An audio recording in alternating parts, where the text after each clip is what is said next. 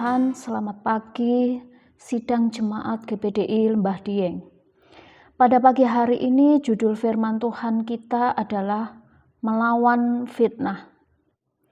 Di dalam Markus pasal yang ketiga ayat 20-23. Kemudian Yesus masuk ke sebuah rumah, maka datanglah orang banyak berkerumun pula, sehingga makan pun mereka tidak dapat.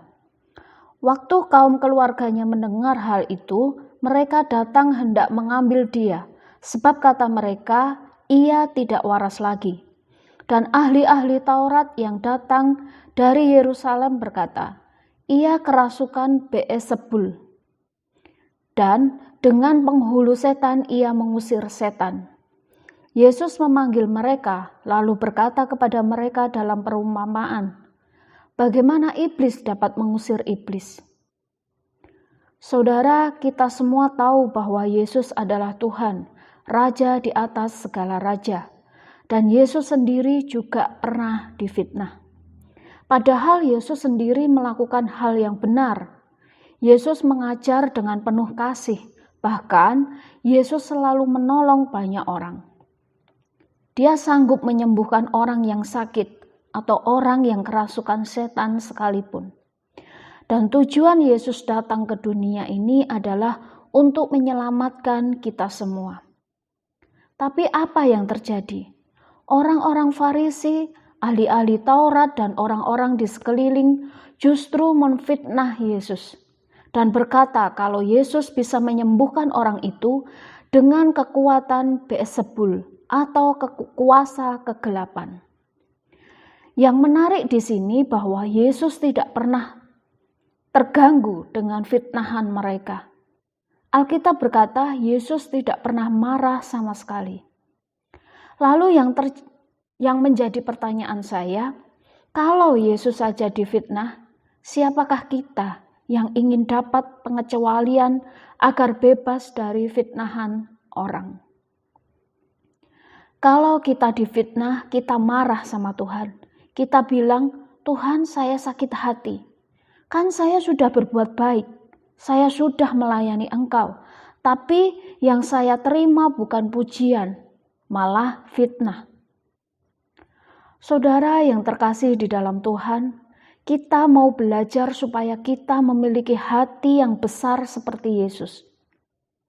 Kalau Yesus saja difitnah, maka kita tidak lepas dari fitnahan orang. Kalau kita siap menjadi murid Kristus, maka kita juga harus siap ketika menerima fitnah orang.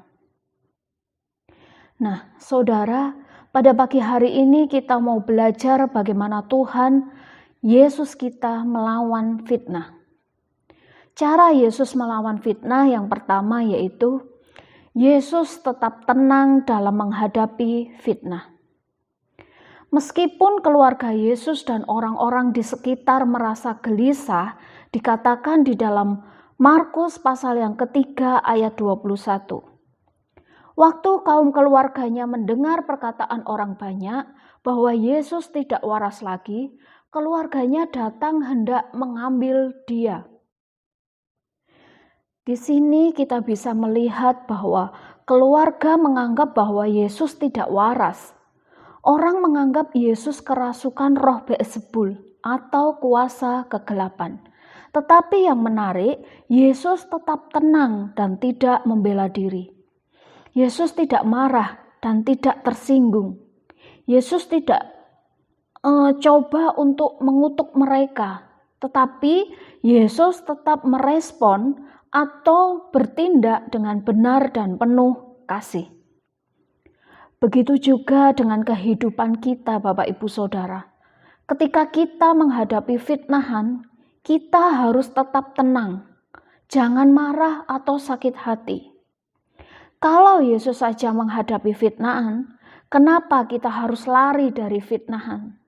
Kenapa kita harus menangis di tengah fitnahan? Kenapa kita harus sakit hati, harus kecewa?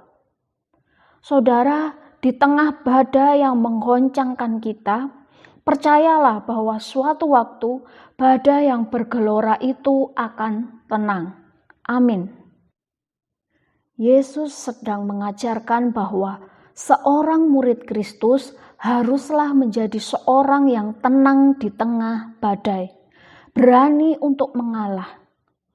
Orang yang tenang adalah orang yang mampu menguasai diri.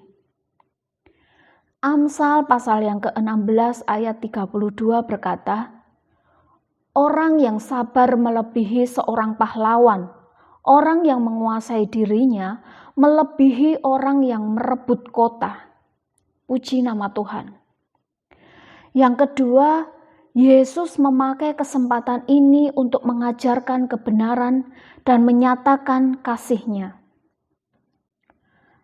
Di dalam Markus pasal yang ketiga ayat 23, Yesus memanggil mereka lalu berkata kepada mereka dalam perumpamaan, bagaimana iblis dapat mengusir iblis?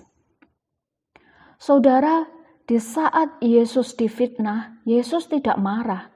Yesus tidak mengutuki mereka. Yesus juga tidak menghukum mereka, tetapi Yesus memakai kesempatan ini untuk mengajarkan kebenaran, menyatakan kasih-Nya kepada mereka yang memfitnah. Jadi, ketika kita mengalami fitnah, saudara, pakailah kesempatan itu untuk mengajarkan kebenaran dan menyatakan kasih kepada mereka. Siapa tahu mereka yang memiliki pikiran yang salah akan menjadi terbuka pikirannya dan menjadi benar. Karena di dalam Amsal pasal yang ke-12 ayat 15 berkata, jalan orang bodoh lurus dalam anggapannya sendiri, tetapi siapa mendengarkan nasihat, ia bijak.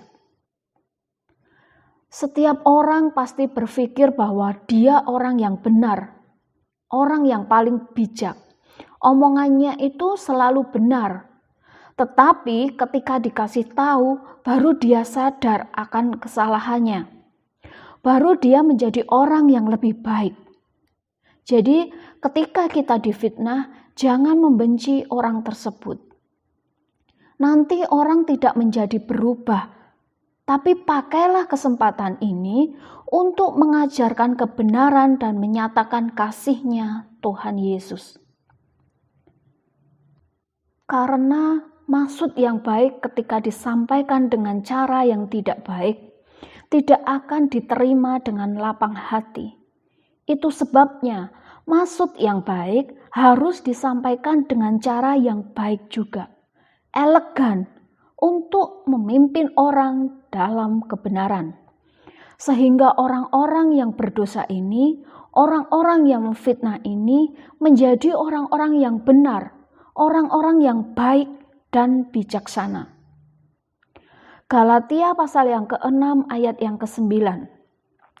Janganlah kita jemu-jemu berbuat baik, karena apabila sudah datang waktunya, kita akan menuai jika kita tidak menjadi lemah. Artinya janganlah kita tawar hati untuk berbuat baik. Janganlah lelah untuk berbuat baik. Jangan kecewa berbuat baik, karena kalau sudah waktunya, kita akan menuai ketika kita tidak menjadi lemah. Puji nama Tuhan. Bapak, Ibu, Saudara, pagi ini kita mau belajar untuk tenang dan tidak bela diri dalam menghadapi fitnah.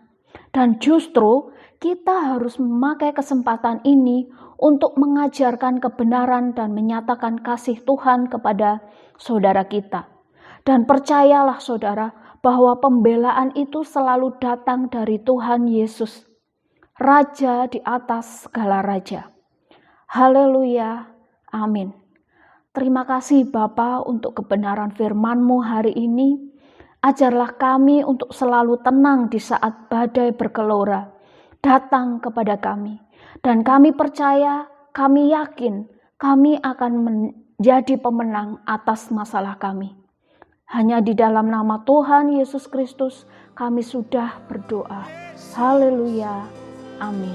Apapun yang terjadi dalam hidup kami, satu hal yang kami tahu, kami percaya, Engkau Tuhan yang tetap baik, sangat baik, dulu, sekarang, dan selama-lamanya.